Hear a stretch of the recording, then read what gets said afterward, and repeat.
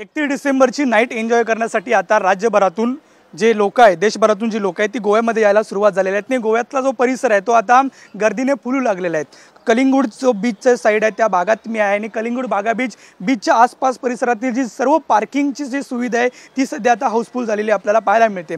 Railway station, airport, bus stand हे house full होत आहेत। मिळेल त्या गाडीनं लोक गोव्याकडे येत आहेत। गोव्याचं निसर्ग अनुभवण्यासाठी, वर्षभराचा थकवा घालवण्यासाठी हे संपूर्ण जी लोक आहेत ती गोव्यामध्ये येत आहेत। आपल्या गाडीनं प्रवास करत या संपूर्ण ठिकाणी येत आहेत आणि प्रवास केल्यानंतर जर पाहायला गेलं तर या संपूर्ण भागात गोव्याचा जो बीचचा परिसर आहे, कलिंगूड बीच, बागा बीच, या परिसरात आता ट्रॅफिकची जी समस्या आहे ती उद्भवू शकते। खरं तर अजून नाईटचा जो क्लाउड आहे त्याला सुरुवात झालेली नाही, मात्र सकाळच्या सत्रात जे पार्किंग जे आहेत त्या सध्या फुल होत असताना आपल्याला पाहायला मिळत आहेत। बुडजने अजय सोबत नंदकिशोर गावडे, TV9 मराठी, गोवा।